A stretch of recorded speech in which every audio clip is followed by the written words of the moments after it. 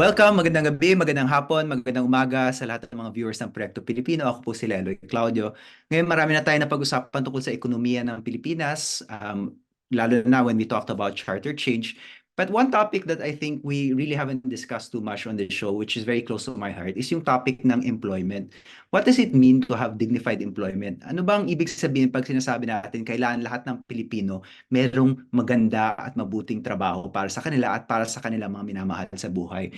So, maraming aspeto itong problema na to. Obviously, it's a government issue, pero it's also a private sector issue dahil may mga private sector, may private sector na of course nagpapatakbo ng mga school, pero pero private sector din ang nag-hire at nagbibigay ng employment sa ating mga kababayan, sa ating mga kaproyekto. So ang guests natin today are two really crusading women who want to push for STEM education for better work, particularly for our for Filipino women. Our first guest is Lights Viloria, and she's the National Project Coordinator of the Women in STEM program and Rebuilding Better Women in Entrepreneurship program of the International Labor Organization. Marami pa silang ibang ginagawa, but I'll have them introduce themselves later on in their work. Ang second guest natin is an academic naman. Si Doc Cheryl Monterola ay Director ng National Institute of Science and Mathematics Education Development at siya rin ay isang professor sa University of the Philippines Diliman College of Education. Maraming salamat sa pagdalo sa Proyekto Pilipino, Lights and Cheryl. Thank you for being here. Thank you Thank very you, much, Leloy. Leloy. Good We're morning. happy to be here. Good morning. Siguro isang magandang place where we can start is baka naman pwede nyo yung isa-isay describe sa ating audience kung ano yung trabaho nyo, ano yung advokasya nyo at ano yung gusto nyo baguhin sa lipunan. Siguro, Professor Cheryl, we can start with you. Magandang araw ulit sa ating pong mga listeners. Ako po si Cheryl, ay kasalukuyang director ng UP National Institute for Science and Mathematics Education Development. Pero meron din po akong ginagawa na ibang proyekto on STEM education and how we can integrate it in technical vocational education and training. So I started working with Lights about 5 to 6 years ago when we thought about how do we really improve the skills of our workforce such that they have the science, technology, engineering, and mathematics competencies that will make them more employable. Kasi po, yung tinatawag nating STEM competencies ay parang pag well-developed ang yung thinking skills at saka numeracy, and of course yung technological literacy mo, parang mas advantages po yun no, sa trabaho. So, ganun po yung klase ng ginagawa ko at meron din ako mga ibang proyekto na tungkol naman po sa curriculum, pag-integrate ng technology katulad ng 3D printing sa secondary education, AI o AI literacy, artificial intelligence literacy. So basically po mga emerging technologies at kung paano po natin siya mas mapapaintindi sa ating pong mga kabataan at sa iba pa pong mga guro para mas mapalawak or mapaigting natin yung paggamit po nito. So far dun po muna ako titigil. Maraming salamat po. Thank you. Lights? Yes, so magandang umaga po, no? So ako po ay si Lights Viloria. Ako po ay National Project Coordinator ng International Labor Organization para sa Women in STEM program at Women Entrepreneurship program. So ang Women in STEM program, ang layunin po nito ay maengganyo ang mga kababaihan na mag-invest para sa kanilang training at saka sa trabaho sa mga trabaho na related po sa science, technology, engineering, and mathematics. Base sa aming pag-aaral sa International Labor Organization, sa mga darating na mga taon or nangyayari na po ngayon, no, malaki yung porsyento ng mga trabaho na hawak ng mga kababaihan ang ma-automate, meaning kaya nang gawin po ng teknolohiya. At ang programa namin ay number 1 ay tumutulong po kami sa TESDA para makadisenyo ng mga programa para sa kababaihan para matrain po sila no sa technology. At ginawa po namin to through Women Can Do It scholarships on web development. So mahigit 1,000 kababaihan na ang graduate po dito.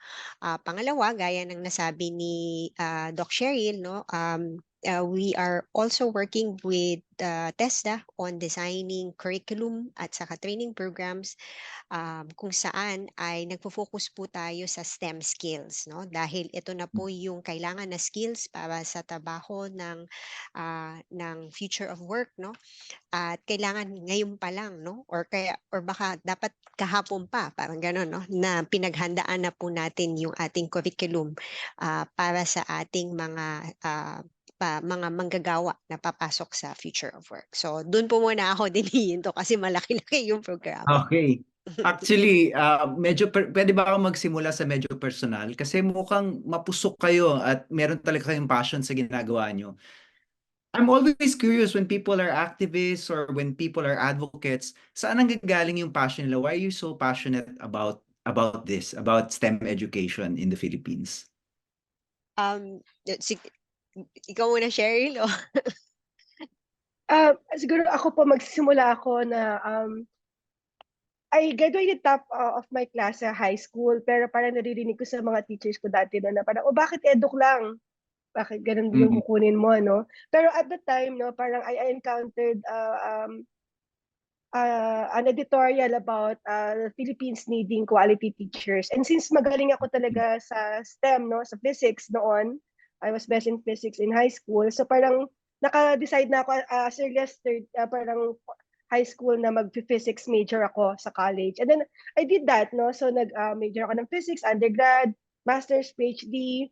And parang nakikita ko po na maraming opportunities, no, na para mas papalalim yung parang pag-intindi. Hindi naman kasi ang STEM ay kung ano yung concepts and principles lang na inaaral mo. It's actually a way of thinking, mindset na parang mas ano siya, na transferable, no? Kahit halimbawa, kung critical thinker ka, kahit sabihin mo na ang ginagawa mo ngayon ay halimbawa meron kang filing na pag-aayos ng mga papel, pero kapag critical thinker ka or meron kang way na pag-strategize, no, kahit yung simpleng gawain na gano'n, kaya mong maging efficient eh. Kasi kapag halimbawa, ginagamit mo yung thinking skills mo at nakakaisip ka ng mas mabuting paraan para i-organize yung ginagawa mo. So, hindi siya lahat lagi ang STEM ay yung kumbaga, hindi mo naman kina-calculate kung gaano kabilis na malapit sa yung isang bagay, di ba?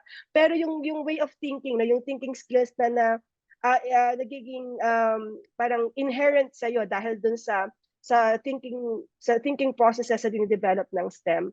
So yun po yung aking advocacy, no? Parang mas maparami pa yung mga Pilipino na parang gamitin yung thinking skills nila.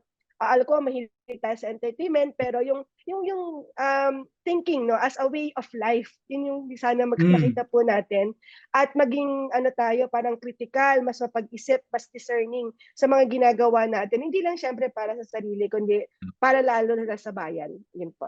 So itong pagiging mapanuri, parang natutulungan niya yung mga ibang aspeto, bawat aspeto ng buhay ng isang tao natutulungan niya. Yun yung nakikita niyo Opo. sa Pag education. STEM ka kasi parang ang STEM kasi 'di ba evidence-based yan, hindi kayong basta isang observation lang naniwala ka na o gano'n. 'Di ba parang kumbaga meron kang datos na pinanghahawakan, mga impormasyon, at based po doon pag pinag-aaralan mo sila, yung advantages, disadvantages, nakakagawa tayo ng matalinong desisyon. So, more than yung mga topics, mga definitions, hindi gano'n, beyond doon ang STEM, at gusto ko po yun na makita ng mga kabataan natin at mga Ang guro ganda na. rin. Opo, thank Salamat. you. Lights, ikaw, yung passion mo, saan galing? Well, anak ako ng aktivista at saka educator, no? So, it runs in my blood, but at the same time, growing up, no, I had that fear of math and science. No, I mean, it was my love Ako for rin. science. Diba? My love for science grew because it was explained practically, no, because my father was also an agriculturist. So when he explains things, he shows to me, oh, ganito kasi yan, ganito siya na-apply. But there was that fear. And nung nagtrabaho na rin po ako kasi sa Department of Labor, hawak ko rin kasi ang youth employment. Isa sa mga nakita namin doon, yung kailangan na tulong ng kabataan para sa skills development. And maaga pa lang, ang advocacy ko talaga ay youth employment and skills development. And nung napasok po ako sa tech, So nagsimula din po kami ng isang educational startup, edukasyon.ph, no? Nakita namin din yung pangangailangan ng kabataan at saka ng gobyerno ng pag-intindi nung pangangailangan sa skills development, particularly on STEM. No? So, I think yung dalawang bagay na yun, na yung activism on education, and at the same time, kung ako yun, no? Kung hindi siguro ako nabigyan ng edukasyon, kung hindi ko love ang STEM, paano ko matuturuan ang walang oportunidad na ma-enjoy yun? So in a way, ito yung, kung ako ay binigyan ng ganitong pagkakataon, kung binigyan ko sila ng pagkakataon, ito yun, no? At nagsisimula yun sa pagpapakita ng, gaya ng paano pinapakita ni Doc Cheryl, no? Bakit kailangan ang STEM? Bakit siya importante? Bakit kailangan hindi ka matakot? 'Di ba? Bakit Mm. siya masaya? Bakit siya fun, 'di ba? Yes. So, kumbaga ako yung as a communicator also, I found it as an opportunity to show that I know what you feel, I'm afraid of math and science too, but now I love it, I feel it in everything that we do. And you cannot not love it, because it's how jobs are going to be. That's the next phase of life. And lalo na sa mga kababaihan, no? So, ang focus ko talaga din sa programa is women in STEM. So, pag sinasabi lang hindi ko kaya, takot ako dyan, no? Or hindi ko na nga ginawa yan ng elementary, ng high school, di sana nag-doktor na lang ako, nag-engineer. Tapos sabi ko, hindi, hindi totoo yon. May mga programa at may kayong mga kasama. No, marami tayong kasama mga teacher, marami tayong mga kasamang mga kababaihan na gustong matuto at nais magtrabaho sa mga ganitong mga occupations. So, that's where I draw that passion. Like, if I had the chance to do it all over again, this would be how I would convince me, a girl, a woman, to get into STEM. So, yun. I can relate to that kasi ako nung bata ako, akala ko either you had it or you didn't. So kung hindi ka magaling sa STEM, sukuan mo na. Ganun ako sa math, ganun din ako sa sciences. Sabi ko, galing ako magbasa, medyo magaling ako magsulat. So I'll enter the humanities. Hahayaan ko na medyo mababa yung grades ko sa STEM. And then what I realized late in life is that hindi naman natural ang galing sa STEM or sa math. Practice lang yan, di ba? Tama po ba yun, Ma'am Cheryl? Yes po, opo. Tsaka pag yung tinatawag natin na yung growth mindset tsaka fixed mindset. Fixed mindset yung parang sabi mo na hanggang dito na lang yung alam ko, hindi ko na matututunan yan. Pero yung growth mindset kasi hindi ko pa alam ngayon, pero Yun. matututunan din. Parang ganun po, opo. Mm. So And karamihan I parang can ang sa really anxious. So natatalo ng anxiety yung parang willingness tsaka yung curiosity rin para matuto. Opo. yun nga takot yung nananaigan. I can really relate to Light. Sana nga pwede kong balikan yung sarili ko nung 6-year-old ako. At sabi mo, huwag ka matakot dyan. Konting practice lang. At pwede kang maging kasing galing nung kaklase mo na nagkaka-A sa math. Maybe not today, but if you put in the hard work, kaya yung ang growth mindset. Salamat sa mga kwento nyo. Pupunta na ako ngayon sa main topic natin, yung topic ng trabaho. So, napaka-importante sa mga Pilipino yung trabaho may dignidad. Miss Cheryl, ano po ba para sa inyo yung definition ng trabahong may dignidad? Para sa akin yung trabahong may dignidad, una, yung nakamatch yung skills mo dun sa yung trabaho na napunta sa'yo, unang-una po yun, no? Pangalawa ay yung nakakakuha ka ng tamang financial na parang kapalit do sa yung service or yung job na that you're able to perform. And then pangatlo, yung tama yung yung work environment, no, kumbaga may dignity, respected ka, at the same time part ka ng isang organization probably or isang company na binavalue ka, no matter what your job description or job role is in the company. So yun po yung and of course lastly, may opportunity for you to grow to and to be mobile, no, kung saan ka man parang mas mapapabuti yung iyong profession. Yun po. Thank you. Did you have anything to add, Lights? Ano para sa iyo ang trabahong may dignidad? So, Well, yan ang aming ano 'no, slogan actually sa International Labour Organization. Ito ay yung Sustainable Development Goal number 8, which is decent work. Sa amin ang decent work ay pagkakaroon ng isang trabaho na, ikaw ay nababayaran, sa tamang wage, na meron kang appropriate benefits para doon at sa tamang number of hours, at rinerespeto din ang iyong karapatan sa trabaho at bilang tao. And most importantly, binibigyan ka rin ng pagkakataon 'no, na magkaroon ng training para mapalawak din ang iyong employment 'no. So may 4 kami na pillars diyan, no, employment, rights, social protection, and social dialogue. Yung social dialogue, yun yung meron kang pagkakataon na sumali ng mga trade unions or mga asosasyon para mapag-usapan kung paano mapapalawig pa ang iyong trabaho. So, I think both on a personal and professional level, I think yun ang ano 'no, yun yung marangal na trabaho na and sa'kin 'pag wala rin yun as a person 'no, may mga red flags sa'kin, ay walang union, ay walang opportunity for training, ay walang social protection, walang benefits, ay walang ano, respect for worker rights. So yan ang, Mm. sa akin 'no, at napakaimportante na, bawat isang manggagawang Pilipino ay may pagkakataon na makuha yun. Parang yung gano'ng klaseng trabaho nirerespeto niyo yung kabuuan ng pagkatao ng Mm, manggagawa, including nga yung nabanggit niyo pareho, yung capacity to grow and siguro yung may natututunan. Minsan kasi inisip natin yung capacity to grow is capacity na ma-promote. Bahagi yun, pero kasama rin siguro yung capacity na may matutunan ka. Kasi, I mean, I'm an educator, yung ginagamit namin sa school, lagi, tayong lahat ay mga lifelong learner. Lagi natin ginagamit sa education yun. At yung lifelong learning na yun, nangyayari yun hindi lang dahil binabalikan mo yung mga university professors nyo but I hope some of you do visit us from time to time, mga viewer natin. Pero yung lifelong learning na yun, nangyayari din yun sa trabaho. And I think it's very important to emphasize na dapat talaga may benepisyo sa atin. Hindi lang material, kundi intellectual, spiritual benefits yung pagtatrabaho sa atin.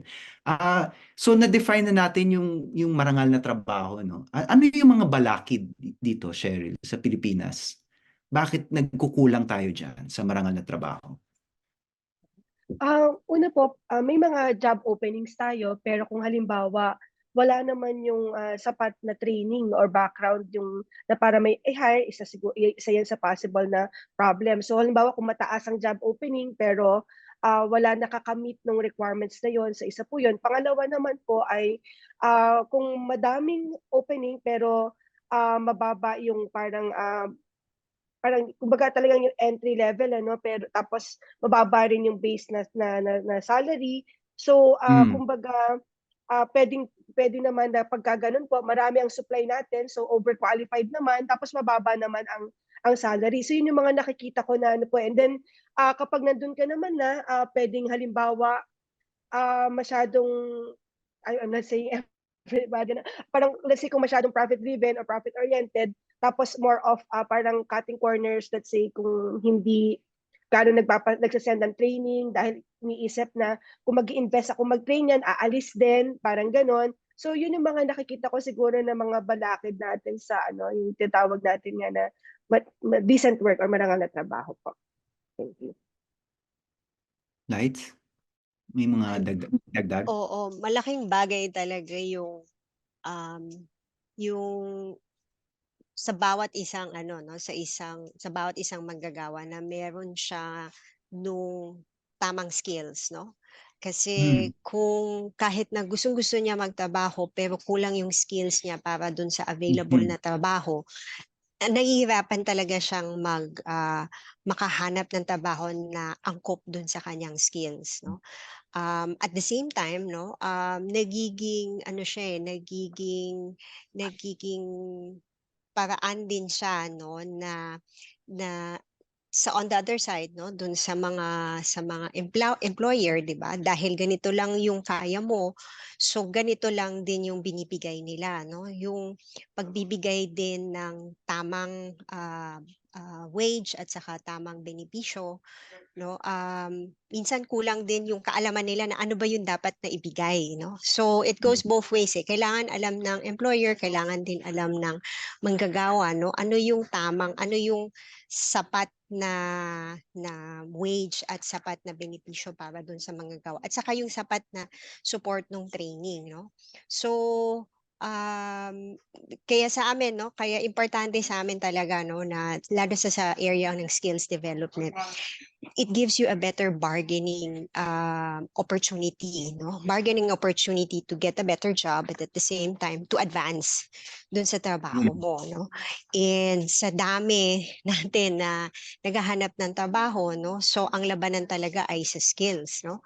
At pati rin yung ano, no, yung mga employers natin kasi hinahabol din nila yung opportunities na nagkakaroon sa technology, no? So, hindi rin siya maka-cope up kasi kung kulang din yung skills na dinidevelop natin. Kaya doon namin parehong nakikita yung importansya ng STEM, no?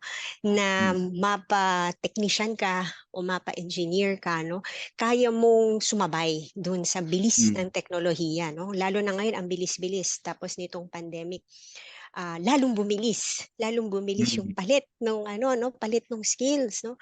Dati ang kailangan lang marunong ka mag-type, ngayon coding, importante na ngayon yung coding, 'di ba? So paano tayo hahabol, no? Paano tayo hahabol? Paano natin may ensure na handa tayo dito sa pagbabago ng teknolohiya na yon, no? Kaya sabi mo nga, 'di ba, as educators, importante sa atin yung lifelong learning. Hindi sapat yung nakatapos ka na, yun na yun, 'di ba? Hindi sapat na nakatapos ka ng high school, yun na yun. Kahit na siguro hindi mo gusto mag-college, no? Gusto mo TVET ang ano mo, no? So update ka ng update eh. Parang cellphone lang yan eh, no? Hindi hindi na pwede yung ano 3210 mo nung araw na analog.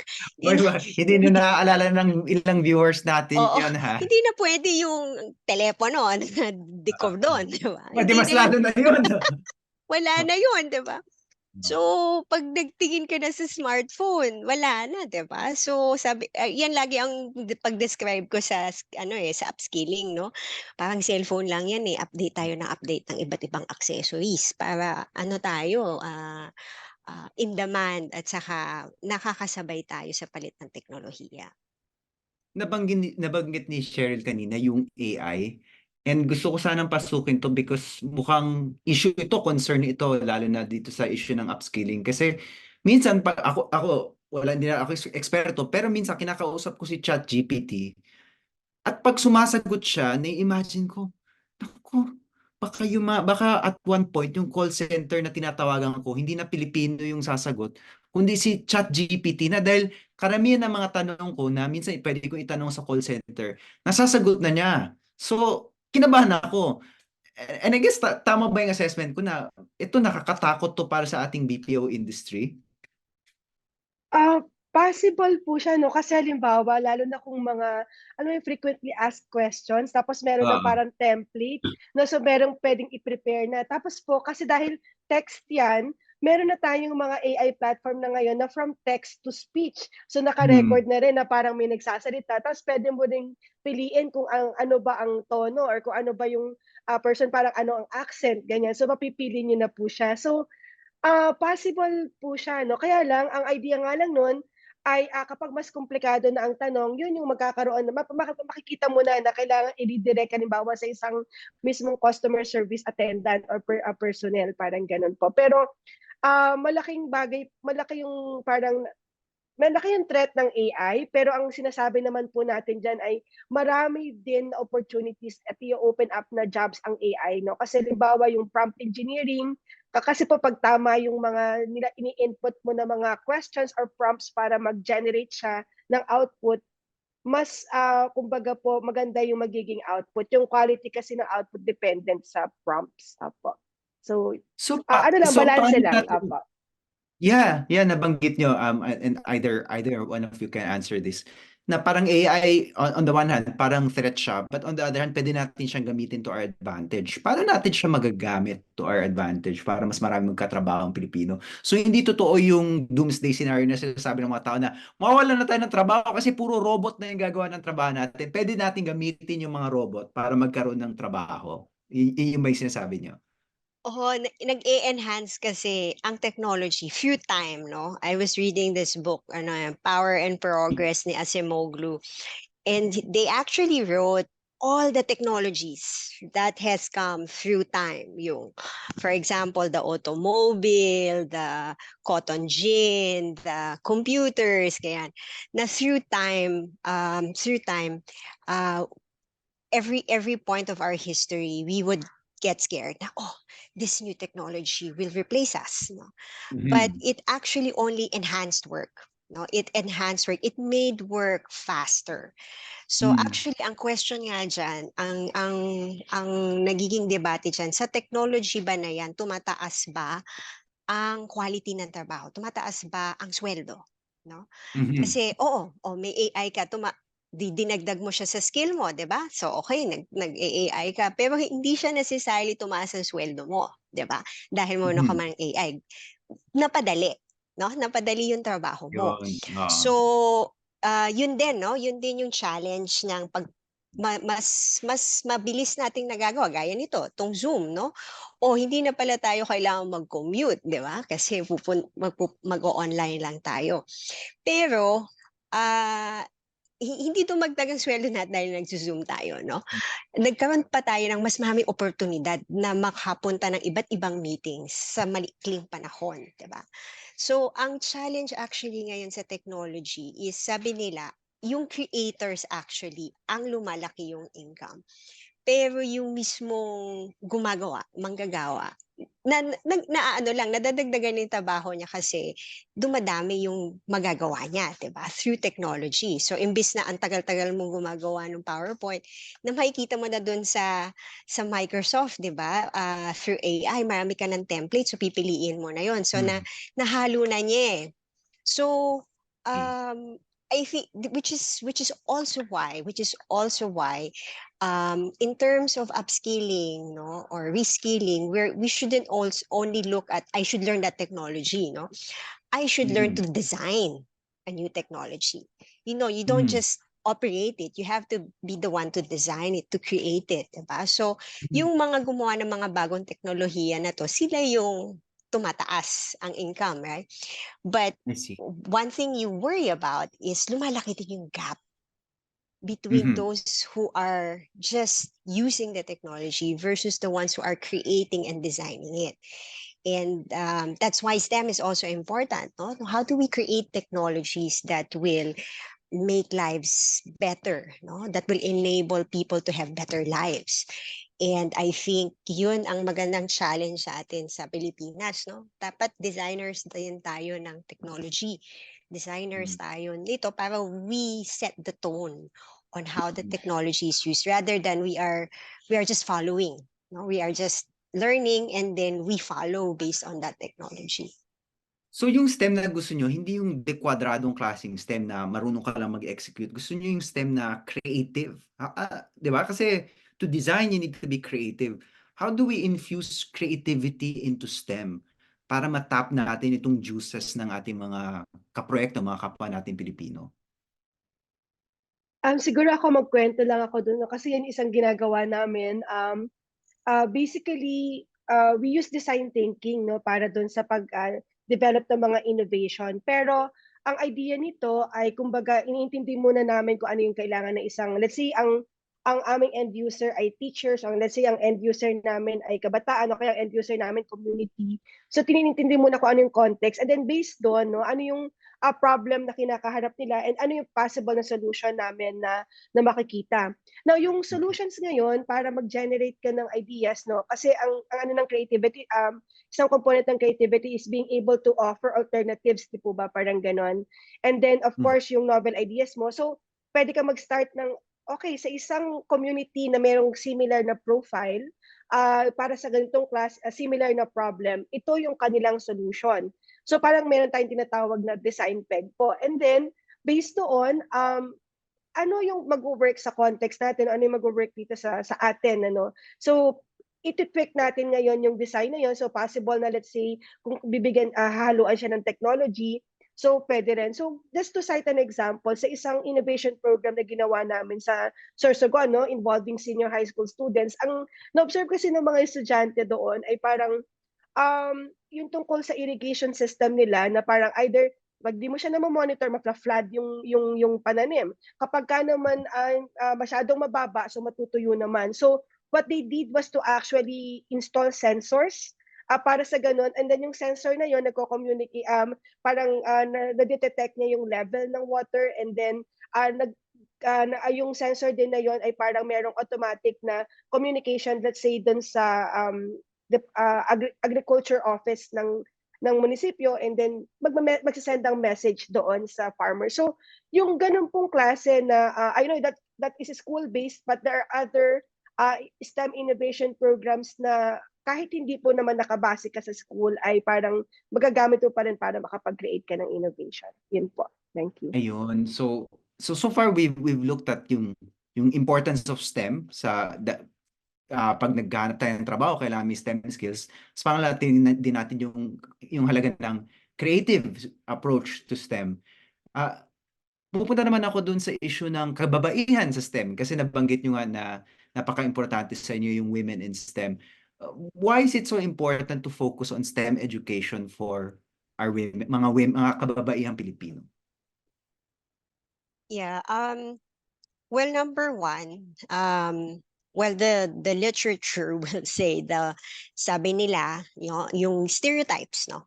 So, simulan natin dun sa stereotypes. Ang stereotypes kasi pag women daw, aren't much into STEM, no? And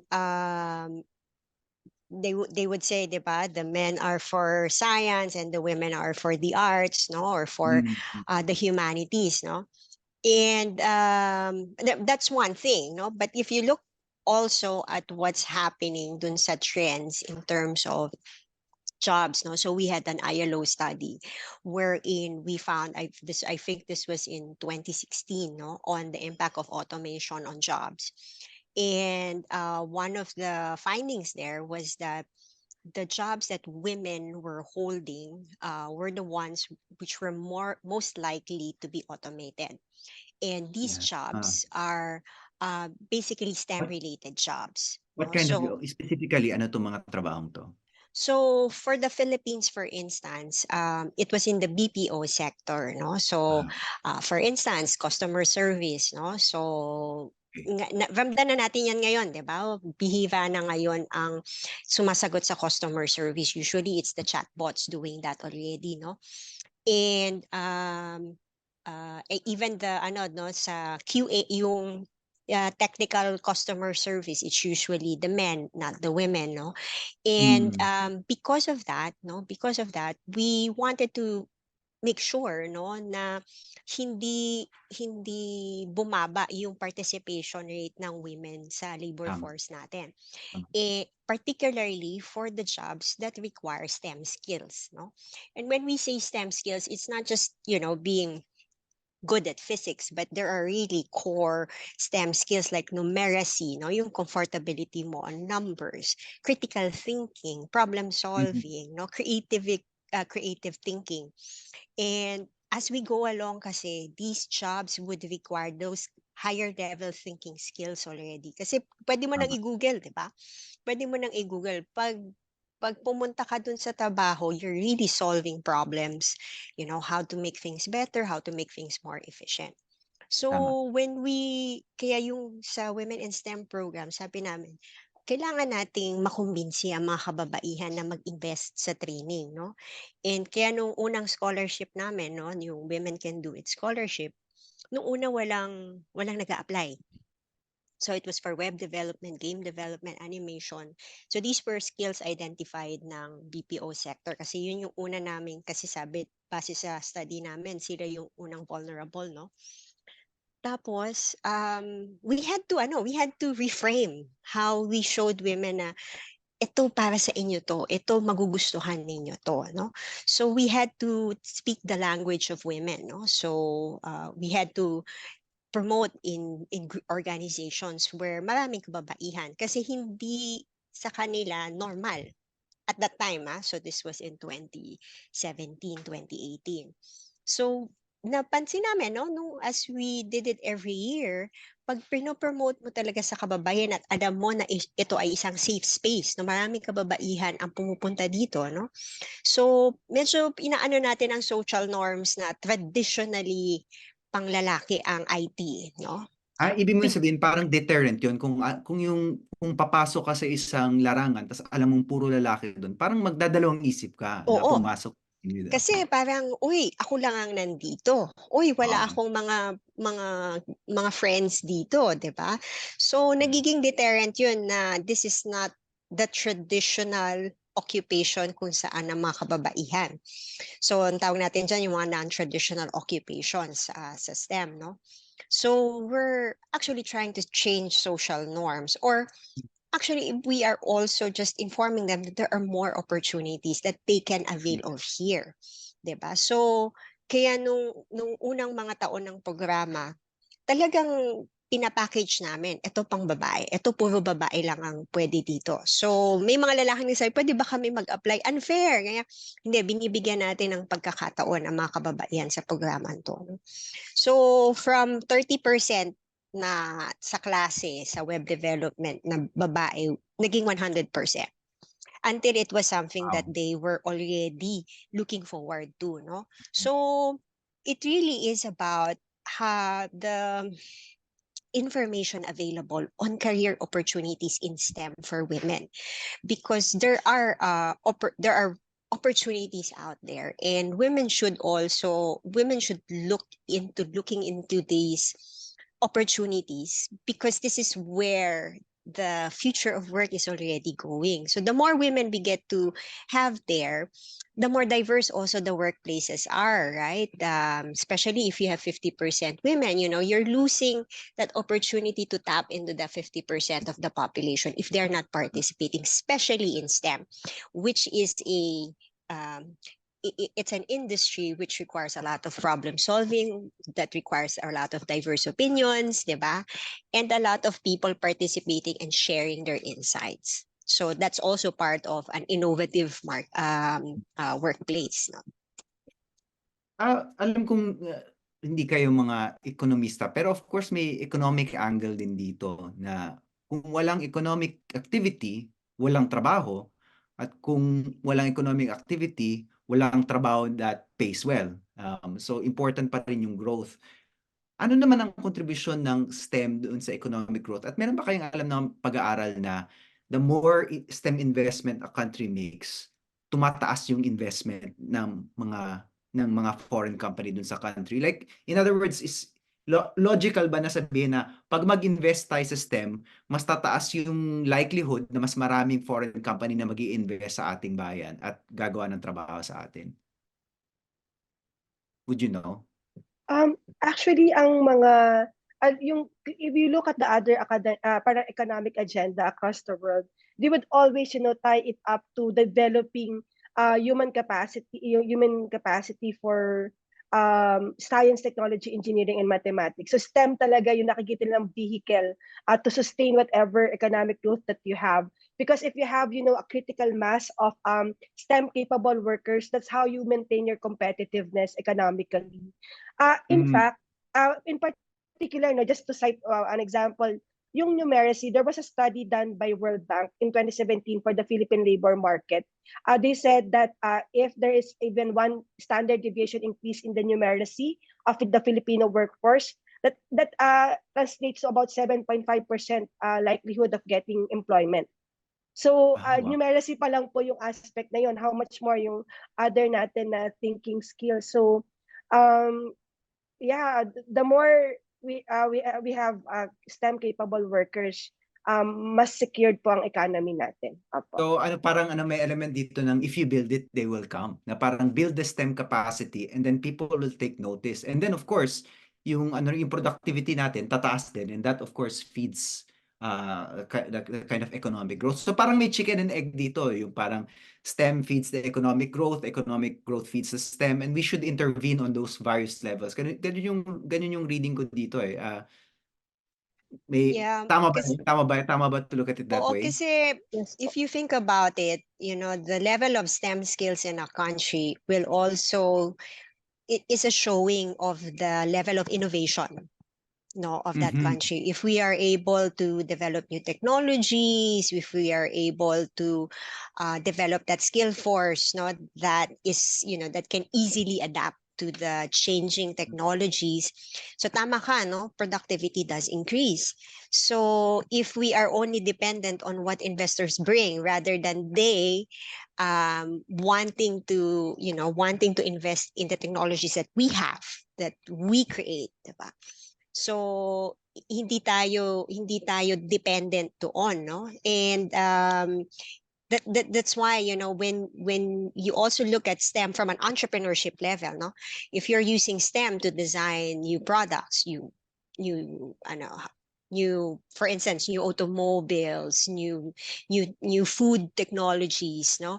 You are also giving opportunities for Filipinos to sell their own, right? And you cannot make your own unless you can design your own, no? Mm. So hindi lang siya para sa ang STEM ay hindi lang para makapagtrabaho kang maging engineer. Ito rin ay pagkakataon para ikaw ay maging isang entrepreneur, no? So we've heard of this, like people making soaps, people making different condiments. So sa Thailand, no, nung isang study visit namin ni Cheryl, nakita namin paano nila ginagamit yun sa food production, no? Sa food technologies, no? Sa mga gamot, no? So marami Sa Thailand, siyang, yung silk production daw, ganun din. Yung oo, innovation sa silk production. nag-a-advance na nga sila, 'di ba? So yung sa silkworm production, so you see how different countries, and I think it's really at the core of every developed and developing country. If you invest in your STEM skills, you're actually investing in that innovative ecosystem in that country.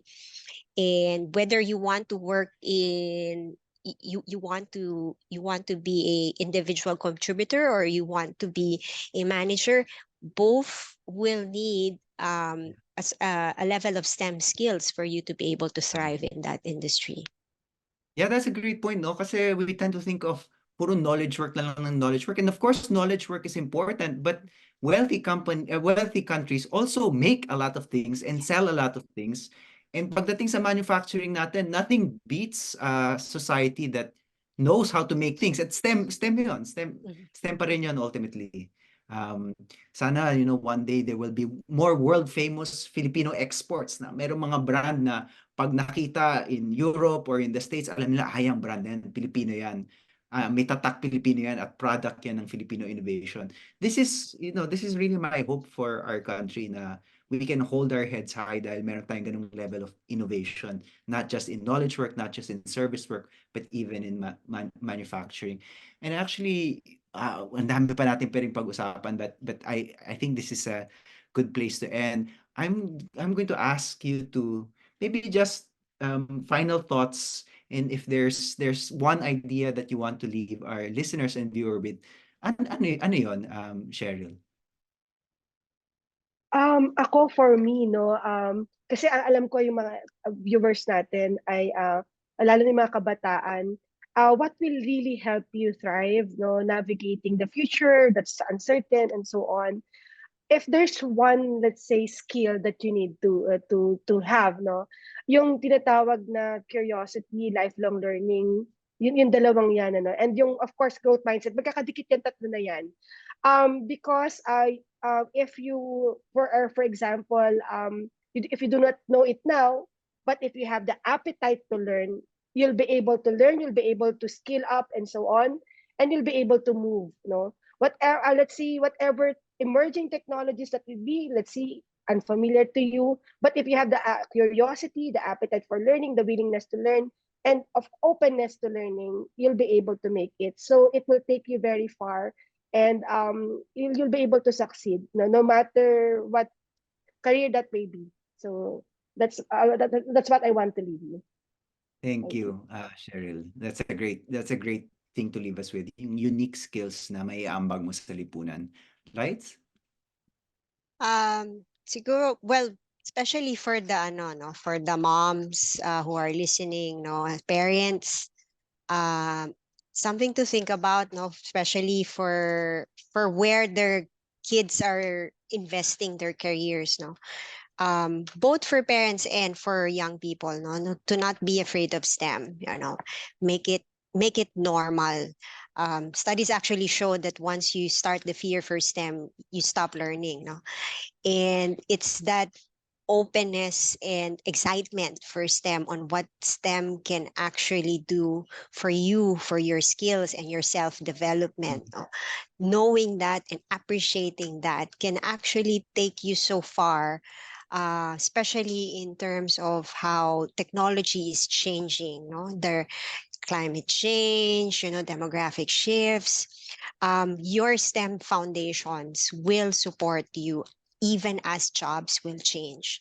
And sabi ko nga kanina, no, parang ano na lang yan upgrading lang ng phone. So upgrade your skills, no. It should be a norm rather than an exception. And I think if you want to survive in the world of work, skills is key. No, skills development, upskilling, reskilling is key. So yun lang. Yeah, that's a great point. And even for me, hindi naman ako STEM person. I'm a historian, I'm an educator. Pero even people like me in the humanities and the social sciences, I think it's good to have some STEM skills because the world is, tatakbuhan ka ng mundo kung wala ka nung skills na yun. And as I say, it was one of my regrets na, yun nga, meron akong takot. And ayoko maulit nga, kagaya ni Lights, ayoko maulit yung takot na yun sa mga kabataan natin. Hindi naman talaga siya nakakatakot when you look back at it. And you should trust us people na natakot before and realize na wala naman pala dapat takot. Ang final thoughts ko naman dito is, lagi na lang when we're talking about education, may mga sinasabi na, may mga, hindi naman sila completely mali. Sinasabi nila na yung gobyerno were just trying to make people who are going to be able to contribute to a neoliberal economic system. In other words, para gumagawa lang tayo ng robot para mga foreign company. And in that way, they look down on globalization and the globalization of work. I think yung tugon ko doon is, hindi naman may iwasan yun. The world will globalize, the world will integrate, whether we like it or not, at kailangan natin paghandaan yun. At yung paghahanda, hindi ibig sabihin na, na gumagawa tayo ng mga robot para lang tumugon sa mga desires ng foreign companies. Hindi, nagtuturo tayo ng STEM not just to give immediate skills for work, but to provide students with lifelong learning skills and critical thinking skills na magagamit nila sa bawat aspeto ng kanilang buhay. At yun talaga yung napagtanto ko dito. At yung isa ko pang napagtanto dito ay, my biggest regret na hindi ako magaling sa math. Sana talaga magaling. Wag niyo akong do as I say, not what I do. Wag po akong tularan at matakot sa STEM dahil so many things would have opened up to me kung hindi ako natakot sa math earlier. Maraming salamat, Cheryl. Maraming salamat, Lights. Sa ngalan ni Father Tito Caluwag, Manolo Quezon, at Carlos Santiago, this has been Proyekto Pilipino. See you next time. Maraming salamat po. Give a man a fish and you feed him for a day. Teach a man to fish and you feed him for a lifetime. Poverty in the country has become a never-ending cycle passed down through generations as continued neglect, disempowerment, discrimination, and dehumanization become the norm in these communities. In 2014, Alay Kapwa Program and Caritas Italiana launched the Alay Kapwa Integral Evangelization, Resource Mobilization, and Livelihood Development Program. This sought to implement the self-help group program in 4 partner pilot dioceses: Diocese of Tagum, Diocese of Naval, Diocese of Ilagan, and the Apostolic Vicariate of Puerto Princesa. The self-help groups is an informal association of poor women in these communities, composed of 15 to 20 members. They voluntarily come together to make small, regular savings contributions over a few months until they have enough capital to begin lending to needy members. During the orientation of the SHEG program, inaangkin nila yung programa sa kanila yun eh. It is very opposite when it comes to the outlook of the dole out kasi galing sa kanila talaga. Yung puhunan sa kanila, hindi sa ibang tao. SHEG has a broad anti-poverty agenda. This includes developing leadership abilities, skills training in micro-entrepreneurship, improving households, partnerships with schools, and building strong communities. Tinulungan po ako ng mga SHEG member ko. Nagkaroon ako ng puhunan po, kaya ngayon nagluluto na po ako ng mani. Mahirap po dati kasi nagsasaka lang po kami. Sa isang araw 150, 200 ganun po. Dito sa pagmamani po isang sako po nakukuha po akong kumita ng 2,000 po. SHEG allows the poor to find more opportunities to serve others, transforming them into better Christians and human beings. Parish priests have seen the deepening of faith among their respective parishes as a result of active participation in the SHEG program among parishioners. Dati, madalas kami nag-aaway, gawa kami siya na walang pera. Ngayon, nakasali na kami sa SHEG at binigyan kami ng Panginoon ng blessing, nakahiram kami at nakakain na rin kami. Gawa ng SHEG. Malaki talagang tulong yun sa amin. Hindi na kami nag-aaway, nagmamahalan na kami forever. Dati hindi pa kami nakasali ng SHEG, sa isang taon, kaisa lang kami nagsisimba. Ngayon, nakasali kami linggo-linggo na. As members of self-help groups form a bond with each other, they find meaning and purpose in their lives. As they start sharing their problems with the group, social issues are discussed and they develop trust. They then become empowered to create solutions based on each other's needs. Blackout kami kasi talagang sunog lahat. Yung mga listahan namin, yung pera namin, sunog yun. Awa ng Diyos ay nakakabangon na rin kami. Yung aming mga miyembro na walang bahay, ngayon ay nakakatayo na rin. Parang nawalan kami ng pag-asa. Na-discourage talaga yung mga tao. Pero sa awa at tulong ng Panginoon, nabuo muli kami. Naranasan man namin yung hirap dahil sa sunog na yun. Pero sa ngayon dahil sa aming pagtutulungan, pagmamalasakit sa bawat isa, ay unti-unti na po kami nakabangon. The program employs specific strategies intended to liberate the poor, especially women. By teaching them to save on a regular basis, SHEG seeks to empower them to become their husbands' more effective partners in developing the economic strength of the family. Akala ko wala na akong iba gagawin sa buhay kung hindi sa bahay lang. Pero nung dumating yung SHEG, nadagdagan pala yung tungkulin ko sa community namin. Nagtitrain na ako sa ibang community kung paano ibuo ang SHEG, paano mag-savings, at saka sa mga bata din. Tinutulungan namin yung mga bata, paano sila mag-savings, saan pupunta yung pera nila. Kaya noon, yung mga bata, kahit ano-ano lang gagawin nila sa pera. Ngayon, pagdating ng linggo, nagsisavings na sila, malaki na yung sinisavings nila. And although the project was initially designed for women, it soon became apparent that there was a need to include and organize men's groups as well. Soon thereafter, male members were introduced to the SHEG formation. Isang malaking pasasalamat ang nais naming iparating sa Caritas Italiana through Alay Kapwa program ng CBC Pinasa. Dahil naging daluyan ng buhay, dugtungan ng pagmamahal at ng kapatiran ang SHEG program na dinala ng Alay Kapwa program dito sa aming diocese. Empowerment through SHEG has proven to be effective. The social development approach in the grassroots level has helped in giving purpose and meaning to those whose lives were lived in uncertainties and constant degradation. Because of this empowerment, they have taken control of the direction of their lives, and the communities were driven to meet goals to help each other in combating poverty.